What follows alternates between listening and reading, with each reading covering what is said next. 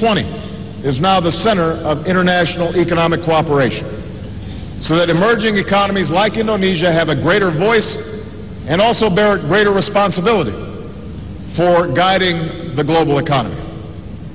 And through its leadership of the G20's anti-corruption group, Indonesia should lead on the world stage and by example in embracing transparency and accountability.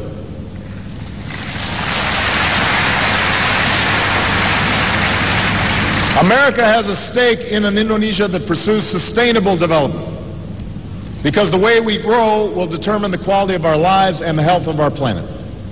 And that's why we're developing clean energy technologies that can power industry and preserve Indonesia's precious natural resources. And America welcomes your country's strong leadership in the global effort to combat climate change. Above all, America has a stake in the success of the Indonesian people. Underneath the headlines of the day, we must build bridges between our people, because our future security and prosperity is shared.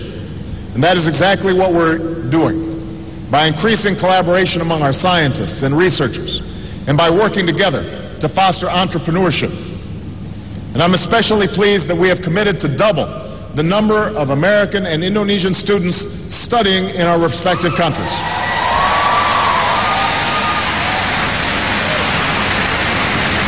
We want more Indonesian students in American schools, and we want more American students to come study in this country. We want to forge new ties and greater understanding between young people in this young century. These are the issues that really matter in our daily lives. Development, after all, is not simply about growth rates and numbers on a balance sheet. It's about whether a child can learn the skills they need to make it in a changing world. It's about whether a good idea is allowed to grow into a business and not suffocated by corruption. It's about whether those forces that have transformed the Jakarta I once knew, technology and trade and the flow of people and goods, can translate into a better life for all Indonesians, for all human beings, a life marked by dignity and opportunity. Now, this kind of development is inseparable from the role of democracy. Today, we sometimes hear that democracy stands in the way of economic progress.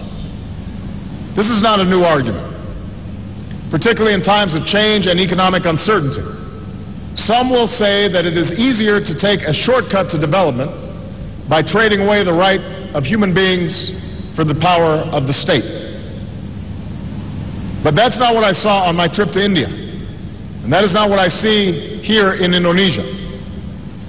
Your achievements demonstrate that democracy and development reinforce one another. Now, like any democracy, you have known setbacks along the way. America is no different. Our own Constitution spoke of the effort to forge a more perfect union, and that is a journey that we've traveled ever since. We've endured civil war, and we struggled to extend equal rights to all of our citizens. But it is precisely this effort that has allowed us to become stronger and more prosperous, while also becoming a more just and a more free society. Like other countries that emerged from colonial rule in the last century, Indonesia struggled and sacrificed for the right to determine your destiny. That is what Heroes Day is all about, an Indonesia that belongs to Indonesians. But you also ultimately decided that freedom cannot mean replacing the strong hand of a colonizer with a strong man of your own. Of course, democracy is messy. Not everyone likes the results of every election. You go through your ups and downs. But the journey is worthwhile, and it goes beyond casting a ballot. It takes strong institutions to check the concentration of power. It takes open markets to allow individuals to thrive. It takes a free press and an independent justice system to root out abuses and excess and to insist on accountability. It takes open society and active citizens to reject inequality and injustice. These are the forces that will propel Indonesia forward.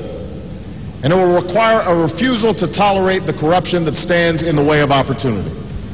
A commitment to transparency that gives every Indonesian a stake in their government, and a belief that the freedom of Indonesians that Indonesians have fought for is what holds this great nation together.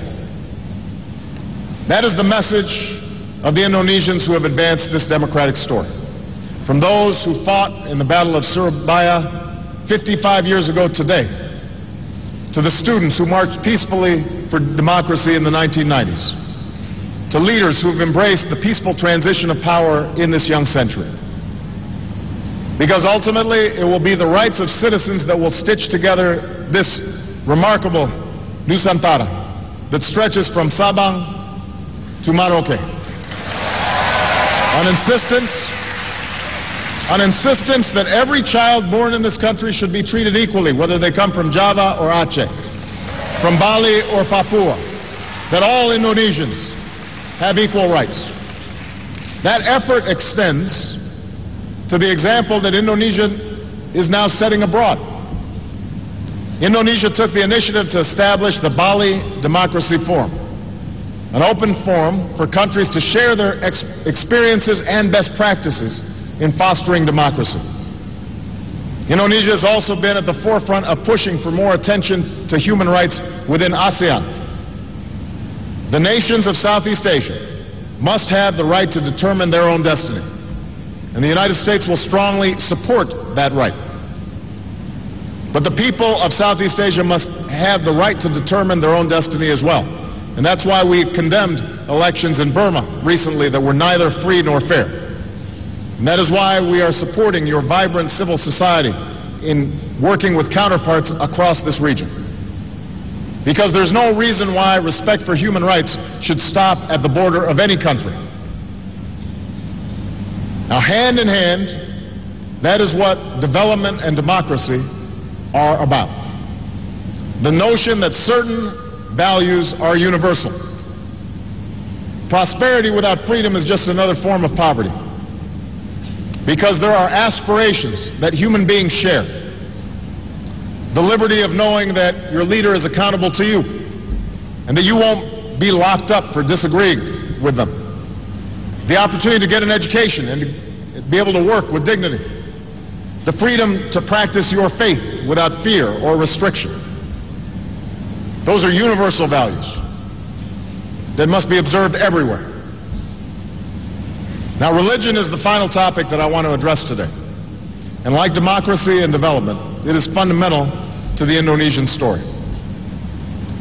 Like the other Asian nations that I'm visiting on this trip, Indonesia is steeped in spirituality, a place where people worship God in many different ways.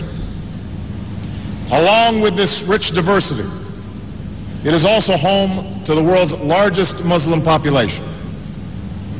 A truth I came to know as a boy when I heard the call to prayer across Jakarta. Now, just as individuals are not defined solely by their faith, Indonesia is defined by more than its Muslim population. But we also know that relations between the United States and Muslim communities have frayed over many years. As president, I've made it a priority to begin to repair these relations.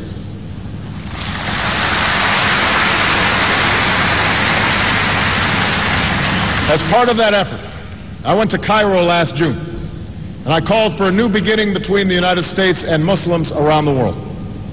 One that creates a path for us to move beyond our differences.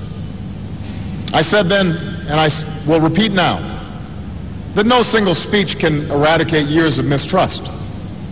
But I believed then, and I believe today, that we do have a choice. We can choose to be defined by our differences and give in to a future of suspicion and mistrust. Or we can choose to do the hard work of forging common ground and commit ourselves to the steady pursuit of progress. And I can promise you, no matter what setbacks may come, the United States is committed to human progress. That is who we are, that is what we've done, and that is what we will do. Now, we know well the issues that have caused tension for many years, and these are issues that I addressed in Cairo. In the 17 months that have passed since that speech, we have made some progress, but we have much more work to do. Innocent civilians in America, in Indonesia, and across the world are still targeted by violent extremism. I've made it clear that America is not and never will be at war with Islam. Instead, all of us must work together to defeat Al-Qaeda and its affiliates, who have no claim to be leaders of any religion, certainly not a great world religion like Islam. But those who want to build must not cede ground to terrorists who seek to destroy. And this is not a task for America alone. Indeed, here in Indonesia, you've made progress in rooting out extremists and combating such violence. In Afghanistan, we continue to work with a coalition of nations to build the capacity of the Afghan government to secure its future. Our shared interest is in building peace in a war-torn land, a peace that provides no safe haven for violent extremists and that provide hope for the Afghan people. Now, meanwhile, we've made progress on one of our core commitments, our effort to end the war in Iraq. Nearly 100,000 American troops have now left Iraq under my presidency.